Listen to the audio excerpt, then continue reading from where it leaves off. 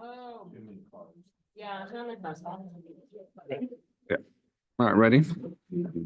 All right, it is 7 p.m. and the Community Services Commission meeting is called to order. For the audience here tonight, the City of Glendora utilizes a hybrid meeting format to allow for participation both in person and virtually. In consideration of others and the business conducted here tonight, please silence your phones and electronic devices and refrain from speaking unless recognized. Again, this is a public meeting for the community of Glendora. We appreciate your respect and participation here this evening. All right, welcome everyone and Happy New Year. Madam Clerk, would you conduct roll call, please? Of course, thank you. At this time, I would like to conduct an oral roll call and request that each member respond with present when their name is called. Commissioner Burrow, Present. Commissioner Gerber, Present. Commissioner Louis Porcher, Present. Vice Chair Sally, Present. and then Chair Kyunjin. Present. Let the record show all members are present. Thank you. And now for the for Pledge of Allegiance, please stand. Ready? Begin. I pledge allegiance to the flag of the United States of America and to the republic for which it stands, one nation, under God, indivisible, with liberty and justice for all. All right. Thank you. Reordering of and adding to the agenda. Does anyone wish to reorder or add to the agenda? Nope. All right. Moving on to public comment. Public comment period is open. Members of the public are invited to address the legislative body. Speakers are limited to 3 minutes, speaking once on both on and off agendas. If you are in attendance, please fill out a public comment card and submit it to the recording admin before close of public comment period. Once recognized, speakers should advance to the podium, state your name and subject matter you wish to discuss. If you are participating via Zoom, please select the raise hand icon in the Zoom before the close of public comment period. Once recognized, you will be unmuted, state your name and subject matter you wish to discuss. Are there any members of the public that have any comments? I haven't received any public comment cards. Does anybody want to speak? I don't have anybody and I have nobody on Zoom. Okay. Thank you. Public comment period is closed. Commissioner statements and reports. Commissioner Burrell, do you have any comments? No, we're having a homelessness update I see later on, so we'll leave it to the pros. Great, thank you. Commissioner Louis Porcher. Actually, just spoke with Annie today regarding the multicultural celebration that's going to be taking place on May 18th, which is a Saturday. It sounds like things are really on the groove. We're looking forward to having a lot of representation, and so should be fun. Stay tuned for more details. Commissioner Gerber. Thank you, Chair. At this time, I do not have anything to report. I was unable to attend the meeting this past month. I look forward to getting to them this month, which will be next Thursday. Thank you. And Vice Chair Sally. Yes, the Sports Council met in January. Mostly we're ramping up for baseball and softball season about to begin. Tryouts for those are happening over the next couple of weeks, and they're looking to have opening day in early March, the first couple of weekends of March. They'll nail down times and dates as we get closer to it. Basketball is well underway. The games have begun, and they have a very large slate of teams this year and a lot of excitement about that league. Yep, so that's where we are. All right, thank you. Yes. And for my report for Glendora Trails Council, they did not meet in December. However, I do have the dates for winter and spring hikes. I'll just mention those real quick. January 27th is Colby and Colby Dalton Trails. February 24th is Big Dalton Canyon Trails. March 30th is South Hills Wilderness Area Trails. And then the spring hikes are April 27th. March also, April 27th, Little Dalton Canyon and Mystic Canyon Trails. And May 25th, Colby and Colby Dalton Trails. And that's it for my report. Moving on to director and staff reports. Director Aguirre. Thank you. Good evening, Chair and Commission. Our winter spring activity guide was mailed out to all residents in late December. Online registration started on Tuesday, and walk-in registration will begin next Monday, the 22nd. This past Monday on the 15th, on the school holiday, we took a teen trip to Magic Mountain. We had 22 kids go with us, and it ran very smooth. And then with us tonight, we have one of our newer employees, Eric Dermeyer. He's our homeless coordinator. He will be giving the report tonight.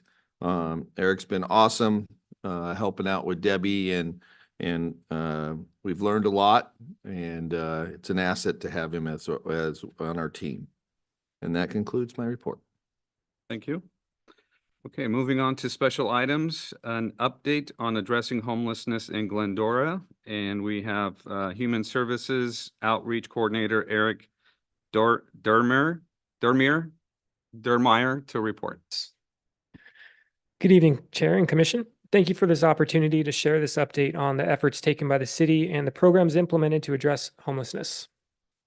In the city's 2019 survey about homelessness, participants were asked if the city government could change one thing to make Glendora a better place now to live now and in the future, what change would you like to see? Of all the responses given, the most common response was to address homelessness and poverty. This presentation will attempt to provide a comprehensive overview of how the city has responded to this feedback. The annual Los Angeles Homeless Services Authority, or LAHSA, homeless count was held last year on January 24th in Glendora. The count fulfills a mandate of the U.S. Department of Housing and Urban Development, and results are used by policymakers, advocates, and service providers to implement solutions to address homelessness. This data is also important in determining the amount of federal funding received for homeless programs. LAHSA estimated 70 unsheltered individuals in Glendora in 2023, which is a 16.7% decrease from 2022's count. Countywide, however, homelessness has increased 9% since 2022, which is consistent with many other Southern California counties. San Bernardino County increased by 26%, Riverside 12%, San Diego 22%, and Ventura 9%. The 2024 point-in-time count will be this coming Tuesday, January 23rd here in Glendora. The community is still welcome to sign up to volunteer for this event at theycountwillyou.org. That's theycountwillyou.org. Because the LAHSA homeless count is meant to be interpreted from a broader regional perspective, the city wanted a better understanding of homelessness at the local level, so CityNet was hired to conduct a separate homeless count and survey in August of 2023.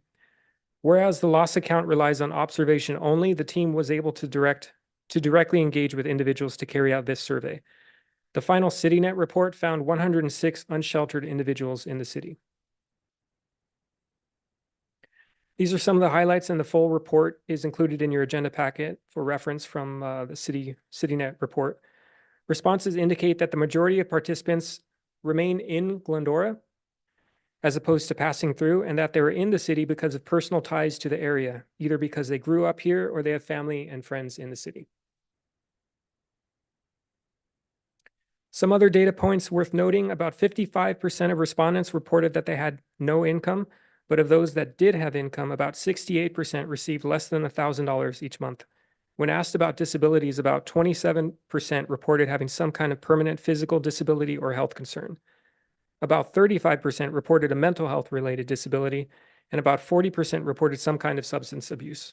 71% of respondents did want case management support, but about 41% stated they didn't know how to access this support. Lastly, about 1/3 of respondents noted that they were survivors of domestic violence. Unfortunately, this is consistent with statewide statistics.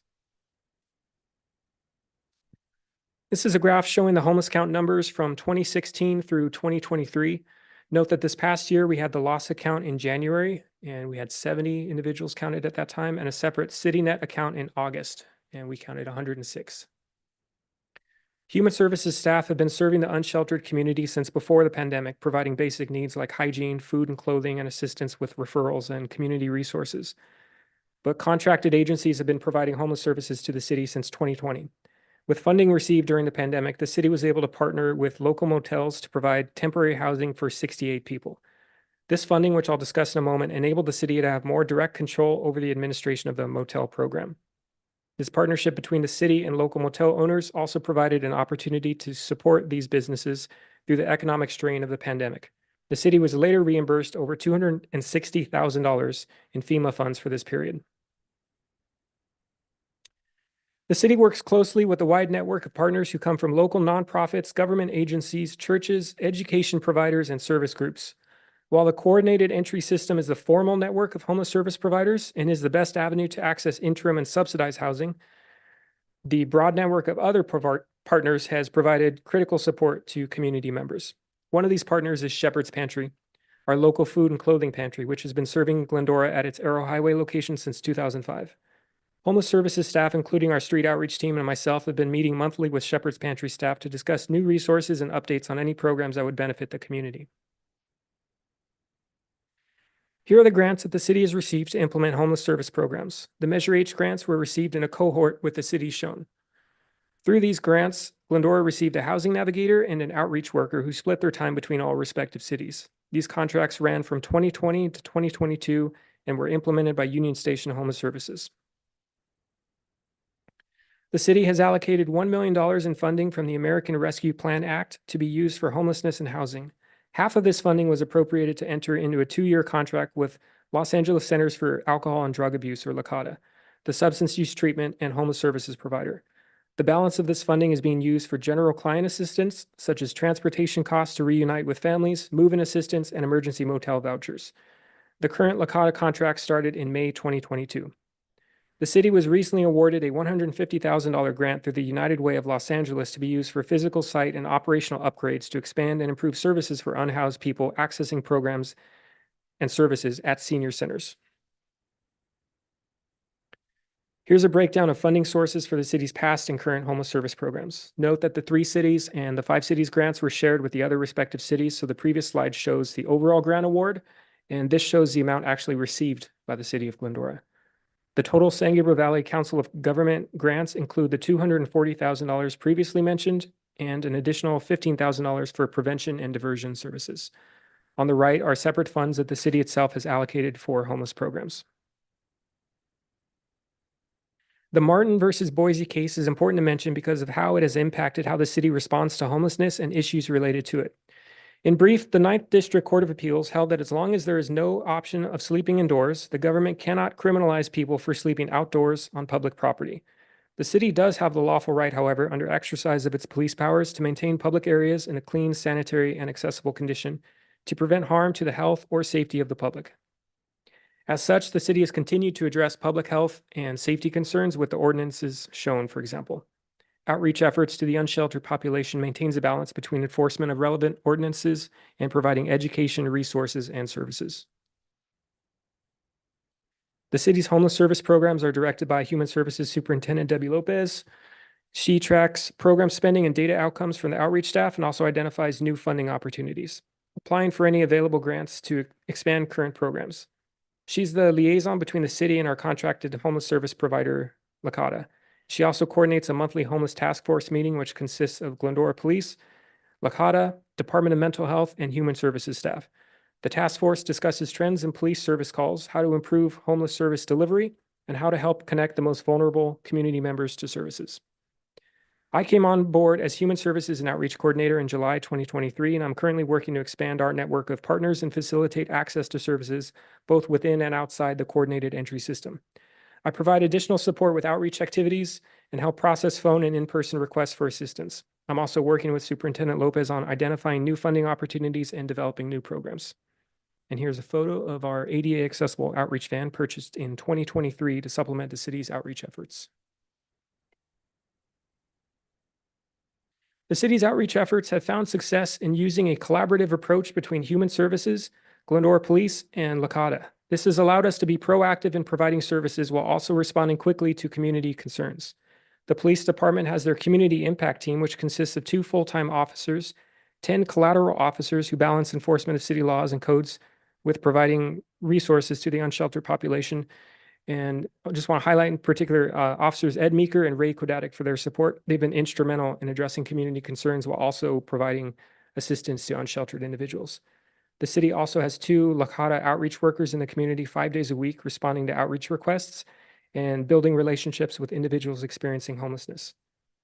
A typical day may start with a citywide check-in at some of the common hotspots, followed by transporting a client to Shepherd's Pantry for food and clothing. And then the outreach team may attend a medical appointment with another client or end the day by calling landlords to inquire about vacancies for another client.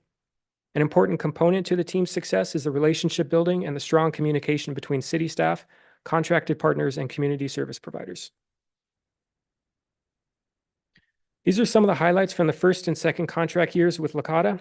I want to make note of the permanent housing obtained during the first contract year versus the housing that was obtained in the first 5 months of this contract year. Our Lakota staff, and particularly Aaron Sambrone in particular, are making some incredible progress with individuals who have been chronically homeless in the community. With limited affordable or subsidized housing available, they've been persistent in looking for alternatives and acting quickly when clients decide that they're ready. Interim housing programs in Pasadena and Pomona have historically been the primary shelter resources for the San Gabriel Valley, with the Pomona shelter prioritizing placement for individuals from Laverne, Claremont, and Pomona. People may decline these programs because they would have to leave their current resources, employment, or community to obtain them if they were eligible. Because of the inherent trauma of living without shelter, congregate settings are often looked at as environments where that trauma can be triggered, so people may opt to remain outside in absence of more private options. The tiny homes pallet shelter programs in other cities like Baldwin Park and Montebello provide that privacy, but they are prioritized for individuals from those cities. If an individual is willing and eligible for the existing programs, a referral will need to be made through the coordinated entry system, and depending on bed availability, this may take a few days to a few weeks. During winters in the past, the area has relied on the winter shelter program run by the East San Gabriel Valley Coalition for the Homeless, but this program has been put on hold the last couple of years. LASA offers a winter shelter program as well, but these sites are also limited. The closest locations shown here are in Whittier or South LA. The city has utilized motel vouchers in the past to help compensate for these limited shelter resources, and this is a graph showing the amount spent per year and the number of total motel days provided. Since 2020, that's been about 8,323 at the time of the original writing of the report. It's increased, obviously, since then with the bad weather that we've had. And here are the overall expenses related to homeless services. You can see that the average daily motel cost was about $85. On the right are the investments the city has made into homeless programs since 2019. And at the bottom are staff expenses between human services and the police department. The result of this investment in time, funding, training, and relationship building is ideally permanent housing. While the homeless count may show fluctuations in the unsheltered population year after year, and nationally, more people are entering into homelessness than are exiting it, in Glendora, what we're seeing is that the count is decreasing with our efforts. So we wanted to share some of the city's successes and highlight the creativity and commitment it's taken to obtain housing for some people. We've had multiple successes reuniting individuals with family or friends throughout California and the rest of the country, and have paid for airfare, bus passes, gas cards, whatever it takes to get home. We've helped other people connect with the VA and access veteran housing, and supported others entering into skilled nursing facilities and eventually discharging into senior housing. Each of these successes is the end result of multiple interactions, a person-centered and trauma-informed approach. With the city's current collaboration between the Recreation and Human Services Department, Glendora Police Department, and Lakota, there are multiple ways community members can request and receive assistance. One concern that's often expressed is related to encampments in the city limits. The homeless services team, including the police department's community impact team, are very present at the larger encampments in the city. The outreach team is always engaging individuals at these locations, working on getting identification, benefits, employment, health resources to anyone that's interested. This proactive presence makes it easier to respond to concerns and conduct cleanups when needed. Depending on the location of the encampment, the police department and outreach staff may coordinate with outside agencies, including the ones listed here. Ocean Blue Environmental Services is the vendor the city uses to provide cleanup and waste removal. This is a general overview of the steps taken when an encampment cleanup is scheduled. As of the writing of this report, there had been 29 encampment cleanups and more since then. Depending on the location and jurisdiction, some cleanups are initiated by the city and some by county entities or Caltrans. These photos are from a summer cleanup of the area north of Louis Pompey Park, south of the 210 freeway.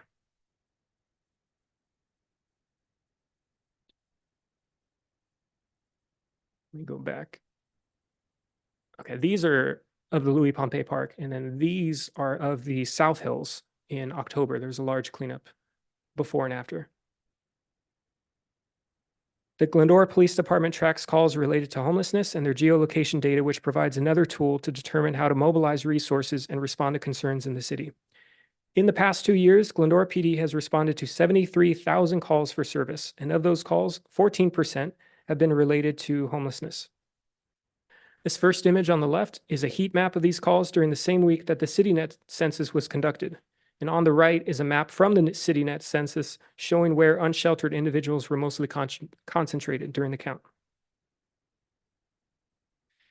The city has made a concerted effort to increase public awareness of the programs and services available to the community. There are a variety of ways to get connected to staff and learn more.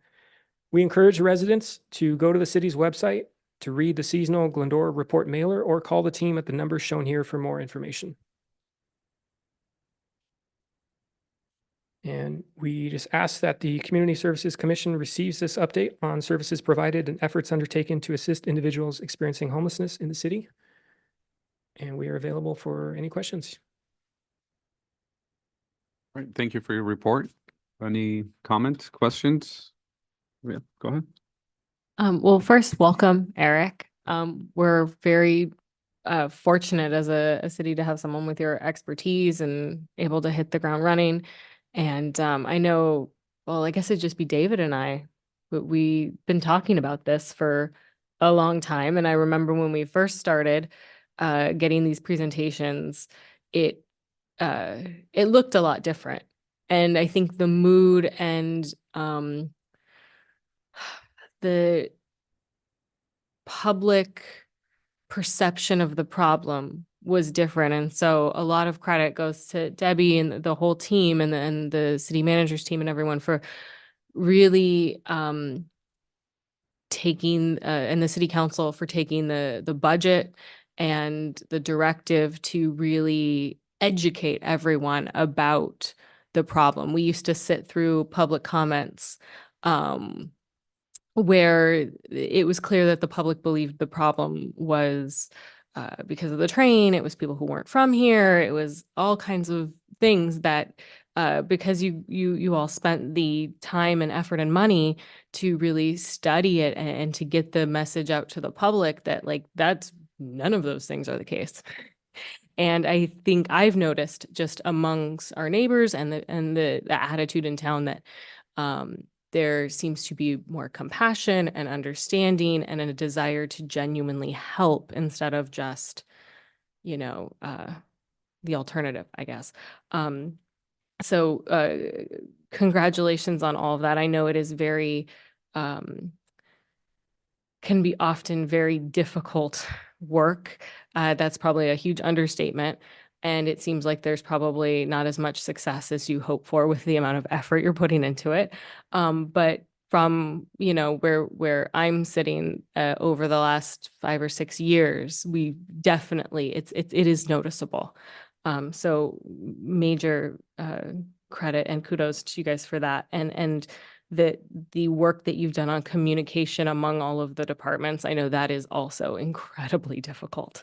And so major applause again for that, because to get all of these different, government groups on the same page and knowing where all of the different little pockets of money are that you can use to get people rides and all of that stuff really adds up in terms of then the things that, people might want more of, like summer camp activities and things like that. And so, just overall kudos. This was such a information rich presentation and there's so much to unpack. And I think the outreach van is so exciting. I know that was a big wish project. And so it's exciting to see that cruising around. And also from a PR standpoint, it's fantastic because people can, we don't see as many of the homeless as maybe we did 6 years ago, just as we're kind of tootling around town because we do have these larger wilderness areas where they can congregate. But I think seeing that van for a lot of people is an excellent reminder that, hey, your tax dollars are at work, we're doing the thing, we're out in the public, even if you don't see it, it's being addressed. And so I think that's fantastic. And congratulations on the new grant as well.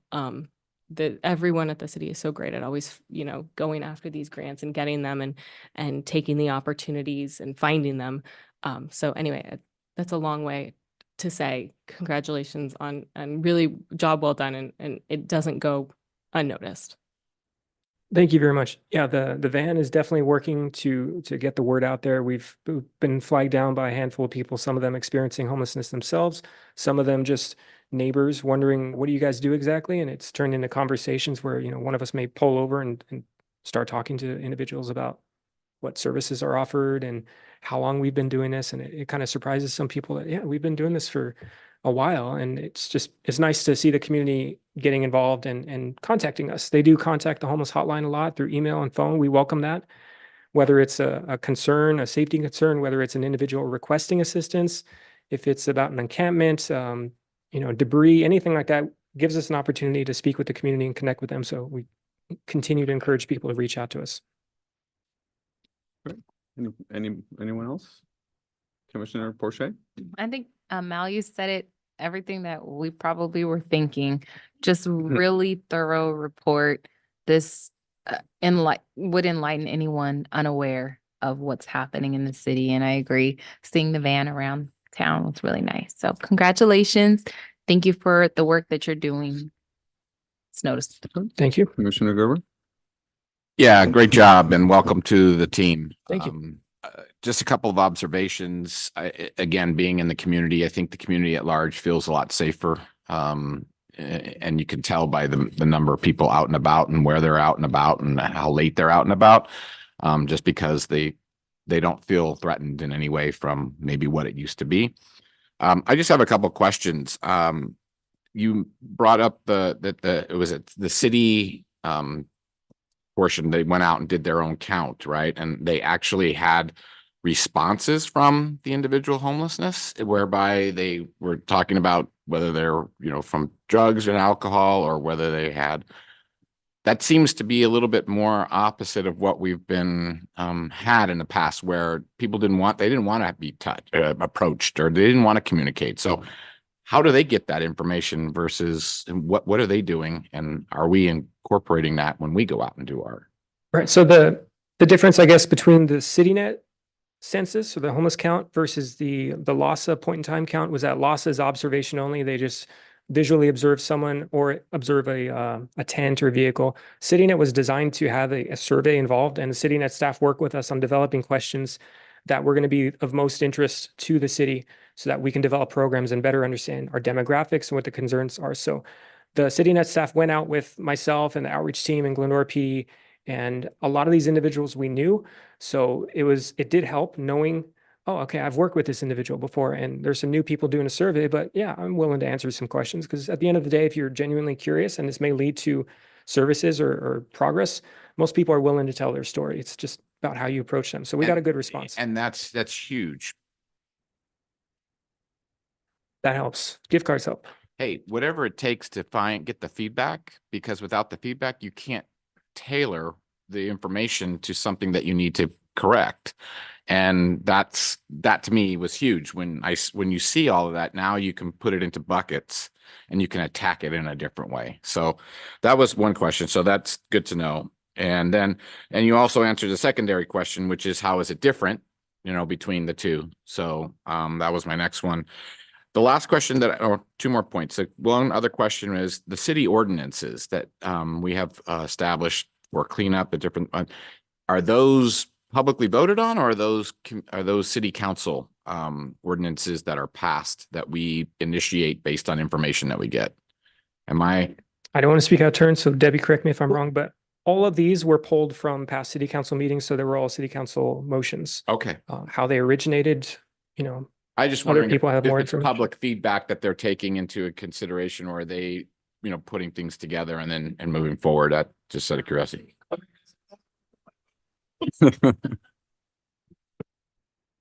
They're actually city ordinances that council has approved, and so they apply to our city. Like the 60 gallons of stuff you can take around with you, that's just for Glendora. Other cities have to approve their own policy like that. Okay, right. So that's what I was getting at it. So it is something that is out there, but then we can bring it and apply it to our city based on how we feel it would be appropriately used. Right, or con- right. And it's within the law. Okay. So. Great, thank you. And then the last question I have is, I don't know, a lot of cities seem to work together, in this instance. Where I have an office in Covina, and right next door, is a nonprofit organization called Support Solutions. I don't know if you've heard of them. Yes. Mhm. Okay, so they do a lot of work, and I know what they do because I communicate with them. And so do we work with organizations like that to help within our city, even though they are primarily maybe in Covina or in other cities? Or do we take ideas, and if there's somebody who can incorporate a nonprofit organization or is willing to do that, take those ideas and incorporate them into Glendora? Or Yeah, I mean, from my point of view, from our outreach point of view, we take any and all resources we can get, regardless of where they are, as long as the clients are eligible for them and they're willing to travel, we're going to do it. One of the resources in the homeless resource guide that we distribute actually is a Support Solutions shower event that they have yes, once a their week. mobile shower program. Right. Yeah. So that's one of the few shower events around. So we do try to encourage people to use that if they're open to it.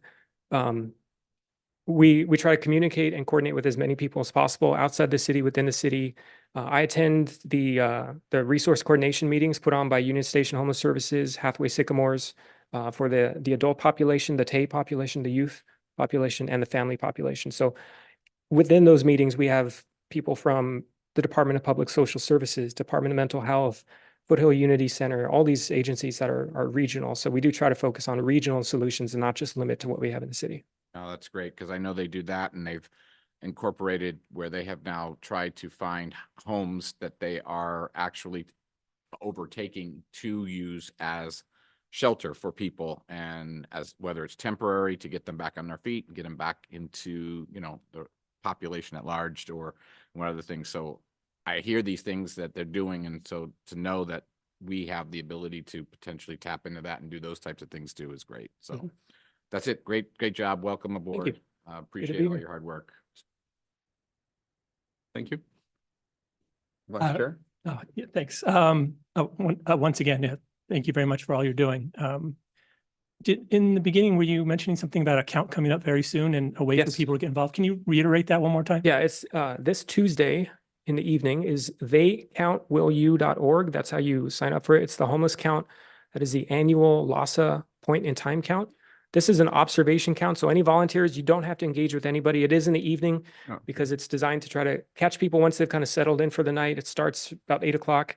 We're going to have the LaFetra Center be the center kind of hub for where we get teams split up and go off in vehicles. Everybody's paired up at minimum with 2 other people. So it's very safe, very secure. It's very organized. It's a good way to get in touch with your community and kind of see for yourself, like where homelessness exists in the community, and to provide a resource that is going to lead to potentially more funding on a regional level to support these programs. So theycountwillyou.org. It's pretty easy. Just Google that in. You can type in your zip code, depending on where you are, what city you're in, the city that has the closest homeless count, you're going to be linked to that, and then you could volunteer.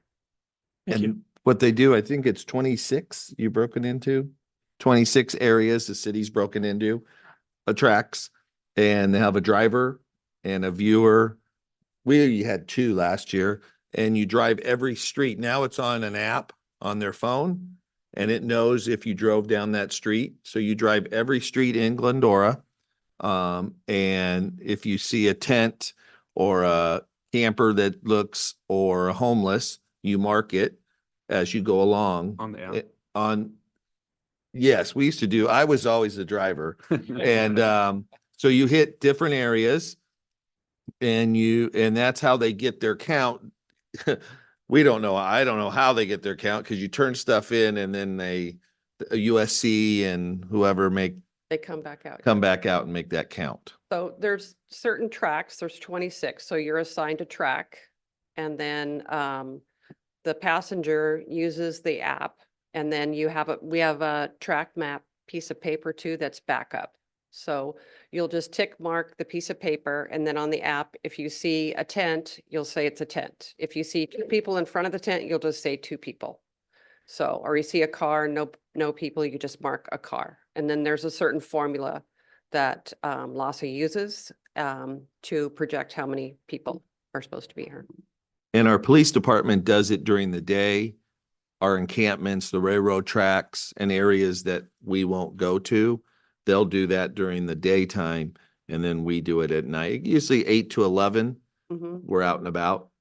But it's Um, pretty quick. If yeah. you just take one track, you're usually back within the hour.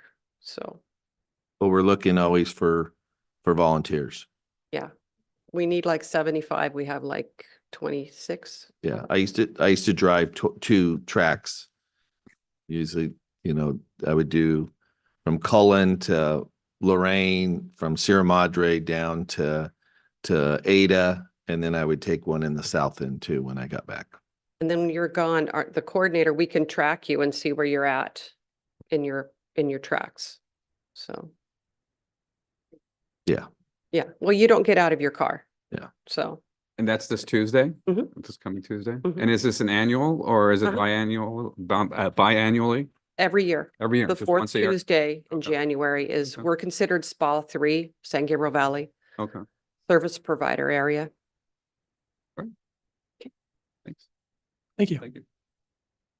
All right, Thank you very much. great. Thank you for your report.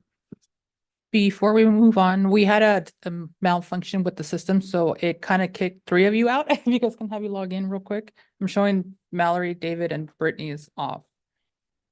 I'm so sorry, so I want to make sure you guys were logged in before. Perfect, yeah, I have Yeah. you back in. Brittany, the last one. Perfect. Okay, moving on to consent calendar. Items on the consent calendar will be enacted by one motion without individual discussion unless a commissioner has requested it removed for separate discussion. Does anyone wish to pull or comment on any consent calendar items? Anyone? All right, and then is there a motion to approve? I have a motion by Commissioner Louis Porche, seconded by, Ennis. I'll second. perfect. Right. Commissioner Burrow. So now I'll open up so you guys can vote and conduct an oral roll call. Commissioner Burrow, Yes. Commissioner Gerber. Yeah. Yes. Commissioner Louis Porche, Yes.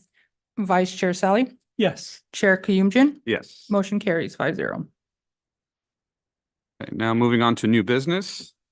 Recreation and Human Services Department Capital Improvement Program update will be reported by Management Analyst Kelsey Fay. Thank you, and good evening, Chair and Commissioners. Tonight I will be presenting the Capital Improvement Program update for the Recreation and Human Services Department. City Council approved the fiscal year 2023 to 2025 two-year budget on June 27th, 2023. The 5-year capital improvement program is approved with the budget and is a dynamic program that can change to meet the needs of the city and our residents.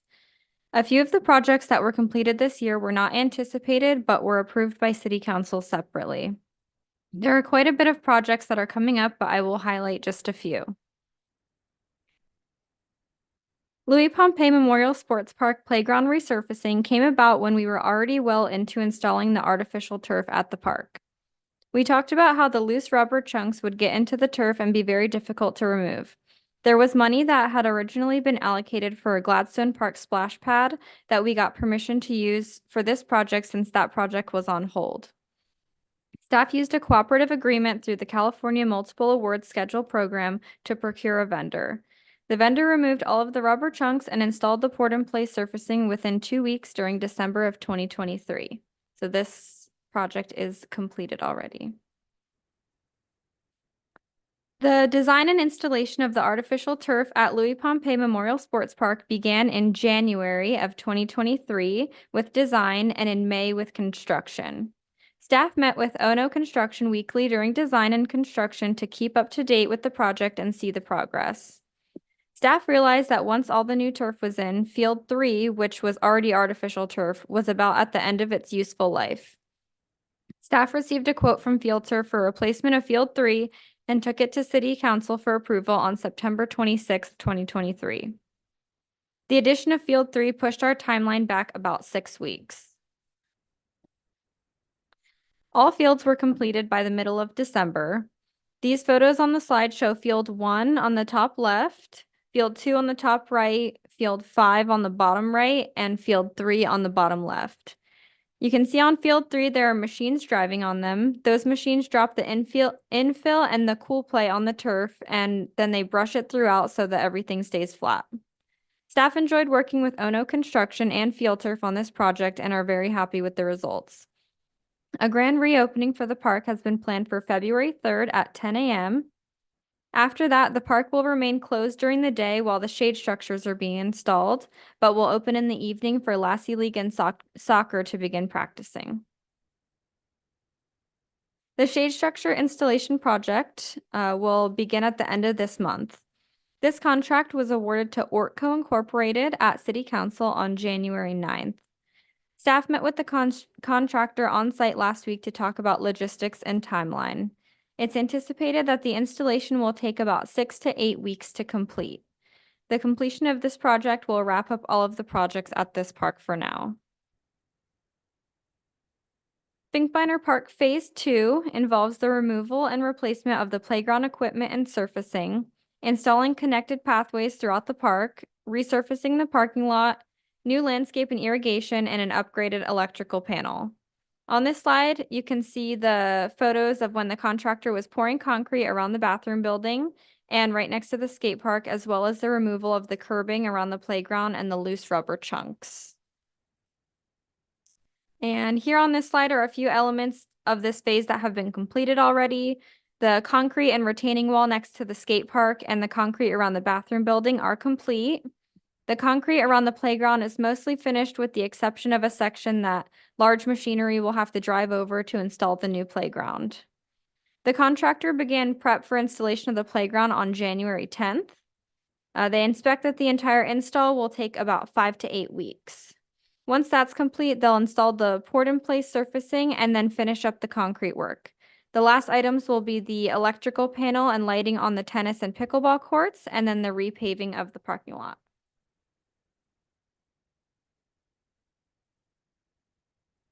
The LaFetra Center building improvements were slated for this year, but will most likely end up being pushed to next year. Staff is working on getting quotes for everything that needs to get done, which includes new flooring, partitions, wood shingles on the exterior of the building, paint on the exterior of both buildings, new countertops for the front counter, and the exterior stair replacement. The Human Services Superintendent applied for and was awarded a grant in the amount of $150,000 from United Way of Greater Los Angeles. This grant money will help cover some of the costs associated with updating the building more on the historic side, including the kitchen, carpets, paint the inside, as well as new dividers for the computer lab. The Teen Center facility improvements are being worked on right now. Staff has gotten quotes from different vendors to choose who the best option would be for each component of the improvements. Staff's working on a timeline for the improvement to plan when would be the best time to close the center for a week to make all of the improvements at the same time. For the design for the bike park in South Hills Wilderness area, staff has been working with Avid Trails since December of 2022 and has so far received a conceptual design which allowed us to apply for the Land and Water Conservation Fund grant through the Office of Grants and Local Services. They're currently working on a schematic design for us. The city contracted with a company to do a survey in South Hills Wilderness area, which will include aerial photos, easements and right-of-ways, utility lines, tree location, and existing vegetation. This will provide Avid Trails more information to include in their design and will allow the city to have enough information to perform a CEQA initial study. In December of 2023, the California State Parks announced recommendations to the National Park Service for $35.6 million in Land and Water Conservation Fund grants for 16 local park projects. The City of Glendora South Hills Bike Park project was selected as one of the projects to proceed with post-selection federal requirements prior to the project being forwarded to National Park Service for review and federal funding approval. The total proposed award is $1 million towards the project that's estimated to cost $2 million to complete. Staff is currently working with the Office of Grants and Local Services on the post-selection federal requirements and hope to bring an update to commission in the next 6 months. And that concludes my report. I'd be happy to answer any questions. Comments? No. Yeah, I just have a few questions. I just wanted to understand the timelines, some of the active projects. Okay. So the shade structure, Mm-hmm. that was what, like 6 to 8 weeks. So we're Mhm. looking at completion, what, mid to late March? March. Yeah. We're looking, we're going to have them start on the softball fields. Mm-hmm. The football field and the soccer field will be the last to be installed. We met with them to start, we hope next week, start footings, digging up the footings and then capping those as they go along. So then when we were supposed to have the structure transported starting on Monday. It got pushed back a week again. So we're hoping that when we get it on site that we can start installing as quick as possible. Softball does know, we've been in contact with them constant, that we'll be working around them to get those up and running. And then the completion of Finkbeiner Park. I don't know when Easter is this year, but is that going to interfere? Early. No. March 20th. Yeah, it should Oh. be done weeks before Easter. Yeah. So, yeah. Cool. All right. Thanks. David, Commissioner Gerber? Yeah, I just have a couple quick questions. The funds that were taken for Pompeii from the splash pad, are there thoughts on how to replenish that? Are there thoughts to just not? And because that is still on hold, and as long as we are continuously to be out of the drought, I would hope that maybe that project would consider itself to be resurfaced and come back. Yeah, I think the plan is to have it resurface sometime in the next couple years to make sure with the water in the state that it kind of stays at good levels before we bring that back. But that's definitely a priority project for council. So when we are able to get it back on the capital improvement project list, then we'll definitely ask for the funds to be reallocated. So you'll ask city council, or you'll go out and see if there's additional grants that might be able to replenish it. Yeah, Okay. definitely. We also have funding for another project down at Gladstone that will be coming about. It will be a shade structure Mhm. down there that looks like Finkbeiner. Yeah, that'll be in fiscal year 25-26, and we're starting to work on that to try to get quotes and Perfect. that And done. that was leading into my next question, since we've touched upon all the major parks in the area, whether it be Pompeii, Finkbeiner, Gladstone. Anything on the horizon for some of the smaller parks like Olhammer Park, some of the little areas that right now may need a little tune-up? Yeah, so that's definitely on our list. That's something that we're planning to ask for. And there's 3 remaining parks that don't have the port-in-place surfacing: South Hills, Olehammer, and Willow Springs. So we're planning to get quotes and then maybe have to go out to bid or figure out what we want to do to get those parks updated. We did talk to the manufacturer that we had gotten some of those playgrounds from, and he said like Olehammer and Willow Springs for sure are still in really good shape. So, I mean, he said he'd love to sell us a playground, but he said they're in pretty good shape and we could just put the surfacing. Yeah, and in visiting those, I would agree. It's just, the fact that we are touching the big ones, the little Mhm. ones sometimes get left to the side and whatnot. But no, that's great. And just the bike park, if that can come to fruition, that will just be a huge coup for the It's gonna city. come to fruition. And just to see that will just it continues to make the community a viable community for people to want to stay and or move into because of what we have established here. So great job, you guys. Also, Just the continue. playground at the Crowther Teen and Family Center will be replaced in the next year or two. Yeah. That's an original 20 years old. Yeah. We've done a little patching of Mhm. the surface, but other than that, it's an original. Yeah, we're hoping that'll be our next annual allocation project. Perfect. Yeah. Perfect.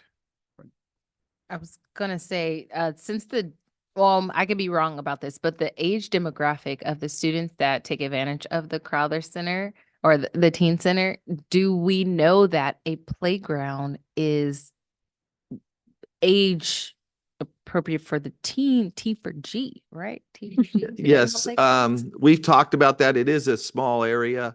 Having been down there for the 20 years or 19 of those 20 years, the amount of people that come with little ones during the day, you're amazed because they like to sit around the wall. They know it's enclosed and they use it tremendously. It doesn't allow a lot of times we have the bigger kids are sitting on top of the stuff or trying to fit in the baby seat on the swing. But we have looked at some, like we'll go to conference and look at it's a lot of more jungle gym rope types. So we have looked at some of those that we could add in to this area. Mhm. know. I know. It has to be a big place. Is that on right? top of your list? That Crowther playground? It's already in the CIP Hmm. budget. It's just what we want to put there. We've talked about it back and forth. With Finkbeiner being more now a smaller area or for littler kids too, it might go to where it's bigger kids. All right, thank you. And just a couple real quick things. Going back to the footing, the boring of the digging the footings, are they going to just do all of them all across the board, or are they just going to do the softball side first? Yeah, they'll work. We trying to get field 5. 2 of our fields are very hard to get to. Some of the shade will end up on the first row of the bleachers because we have to have ADA access.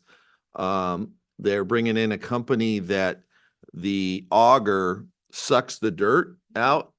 And so it's not the old auger and then it comes and dumps it.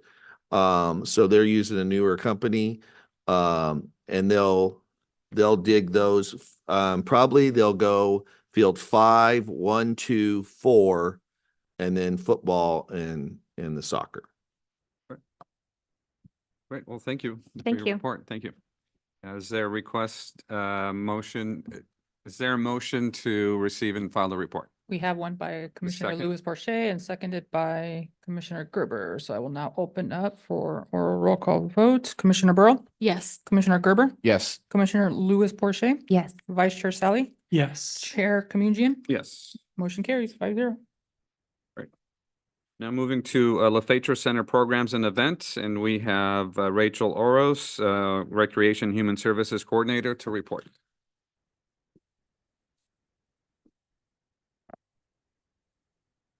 Good evening, Chair and Commissioners.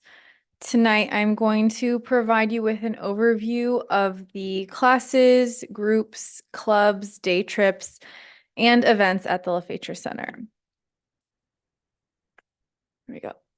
In the fall 2023 season, we had 5 trips, 3 events, and all of our usual groups, clubs, classes. And for the winter spring 2024 season, we're going to have 10 trips, 4 events, and another kind of returning special class. So we continue to host our usual groups, clubs, and classes, including activities like our bridge tournaments, the book discussion group, current events, Sing for Joy, sharing memories, and more. Lots of crafting groups.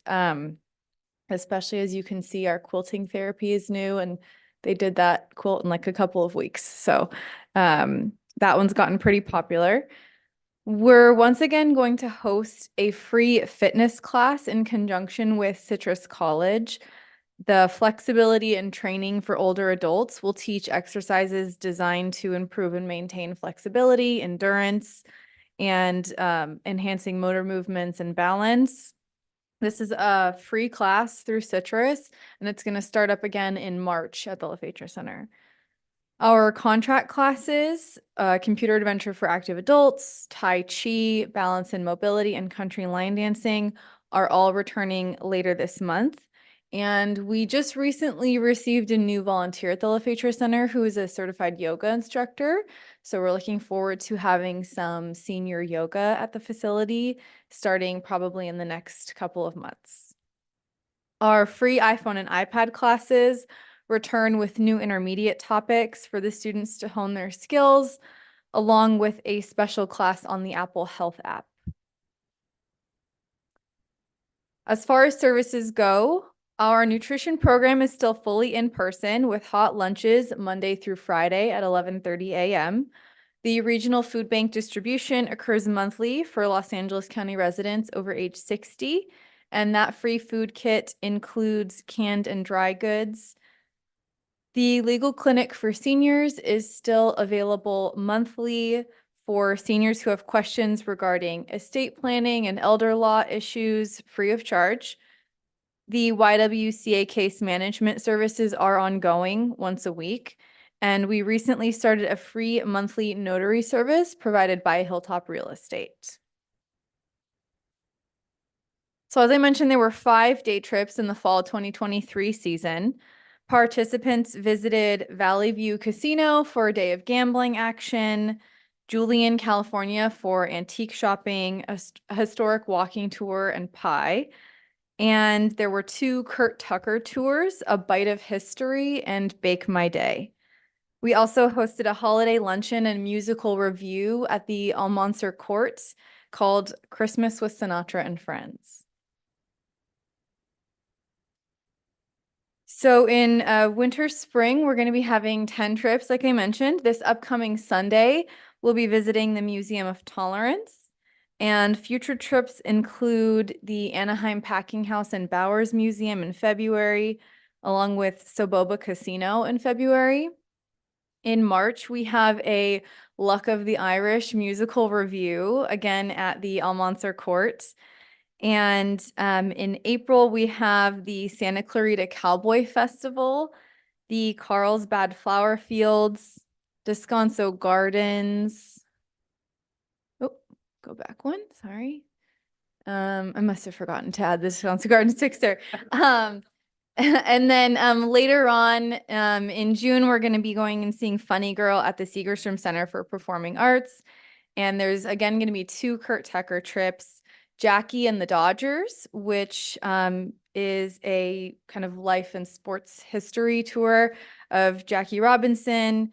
It includes a tour of Dodger Stadium, including the Vin Scully press box, and Shrines and Finds, which is a visit to the Lincoln Memorial Shrine in Redlands and to the Cheech Marin Center for Chicano Arts and Culture, also in Redlands.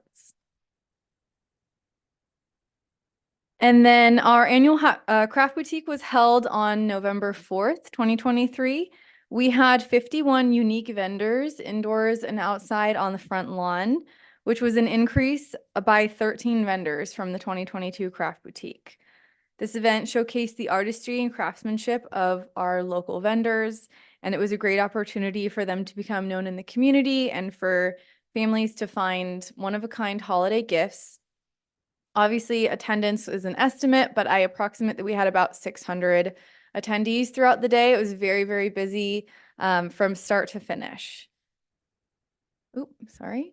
And then we had our Salute to Veterans luncheon on November 7th, which honored and celebrated our veterans, many of whom are participants at the LaFetra Center. Attendees were treated to a catered lunch and live music from Sing for Joy, and special dignitaries provided certificates to the veterans. And I want to mention too that the offices of Blanca Rubio graciously sponsored lunch for the veteran and participant attendees. If memory serves me, we had 59 in total, so that was very generous of them. Our upcoming events include tomorrow's volunteer social, which is a very casual event just to say Happy New Year to all of our volunteers. And then the Health and Wellness Fair on February 22nd, volunteer recognition sometime in May, and the Older Americans Luncheon on May 23rd. So the Health and Wellness Fair will have businesses, organizations, and agencies present to provide information on a variety of topics, everything from transportation and library programs to avoiding scams and frauds taught to them by the Glendora PD, financial planning, first aid safety, memory care, healthy eating, cancer support, all of the above. The volunteer social and volunteer recognition, obviously celebrate and honor the many volunteers that help at the LaFetra Center. We have a very robust program with over 60 volunteers helping at our reception desk, with our nutrition program, teaching classes, facilitating groups and clubs, and obviously chaperoning our trips. The Older Americans Luncheon every May is, it takes place every May because May is the nationally recognized month for senior citizens. So guests are going to be treated to lunch and entertainment. And as you know, the Ruth Harper Award will be presented at that as well. So that concludes the presentation. Does anybody have any questions? Quick comment. Thank you for all of your thoughtfulness and the coordination and the programming. I see so many things I want to go to. So if I feel that way, I can only imagine how our community feels about these opportunities. Thank you. Thank you. Only us seniors get to go to those events. Just kidding. I believe it. Yes, 18 and older, with the exception of like the county food bank, obviously. Yeah. No, it's, I love the fact that what you guys do down at the LaFetra Center. I only hope that it continues to grow. You guys do fabulous work, and I know it means so much to our senior citizens in this community just to keep them focused and enjoying life at a point in time where maybe things are not as easy for them. So kudos to what you guys do. Thank you. Yeah, I feel the same way. I think everything you do there is wonderful. And you have such a broad range of activities that you offer. Anything on the horizon that you would like to see happen? I think the biggest thing we want right now is more fitness classes. We're hoping to get an instructor who is certified with the Arthritis Foundation, because they have their own sort of guidelines for exercise programming that is conducive to like good fitness and cardiovascular activity, but is also like gentle enough that people with arthritis can do it. It's not really, really intense. So the goal is to get an instructor certified with that. It's been a little bit tricky to obtain an instructor because, I mean, obviously like our hours of operation are during the daytime. A lot of people are working during that time, or maybe, you know, somebody who is young and studying kinesiology, for example, is still in school. We're definitely not opposed to an evening class. It just kind of is a matter of finding somebody who fits the bill and who's ready and willing to do it and get that certification. Like I mentioned, the yoga class, that's pretty exciting. And Citrus College, their flexibility class is through their non-credit program, which they just reopened a couple of years ago. So I know sometimes if you see in other senior centers, other community centers in our area, a lot of their fitness classes are through Mount Sac. We're in Citrus's jurisdiction, so to speak. So we're utilizing them for some of the non-credit classes. So I'm hoping that as their program gets bigger as well, and they kind of start to rebuild that and get their circle of instructors, that we can have more classes with them, cardio classes, things like that. I know a lot of it is a combination of stuff that us as staff are looking for, like looking for new trips, looking for new fitness instructors, things like that. But a good many of our groups and clubs especially have arisen because of a participant in the community wanting to start something. So we can't take all the credit for that. Things like the quilting therapy, for example, it was a woman who had been coming with her husband while he played cards, and she just did her needlework, and she thought, I have some gals who I would like to bring, and this room is free while my husband's in the other room playing cards. Me and my gals are going to be here quilting. So a lot of times it comes out of something in the community. We've gotten some requests from participants to start a walking group. So I'm hoping to do that soon. So a lot of it is very participant driven. If they come to us and say, I want to do this, either we can say, we actually already have this right here for you, or great, let's start a new one. So some of it is, if somebody's willing to kind of spearhead it and work with us with the tricky schedule of all the rooms and the activities and stuff, then we're happy to do it. Some of it is more dependent upon finding a facilitator. Something that I've really, really been wishing we can bring back is an Alzheimer's support group. We had one before the pandemic that obviously it was not really as enriching to do virtually, and it kind of fizzled out. And the facilitator, I think, moved away. So finding somebody who is, again, willing to facilitate something that is often a more difficult topic, especially for caregivers, and maybe who has some expertise in grief support and counseling. So just kind of finding those has been a little bit challenging, again, because a lot of people who would be coming to attend those groups are either working during the day, or if they're seniors, they're coming during the day, and then whoever's facilitating it is maybe already working and can only do it in the evening. So trying to navigate things like that. But for the stuff that's more on the recreational side, very participant driven, whatever they come to us and say they want to start, we will do our very darndest to make sure that we have the space for them and that we can grow and everything. So over the last couple of years, if you've seen new groups and clubs crop up in the activity guide, that's been because of our participants coming and saying we want to start this. So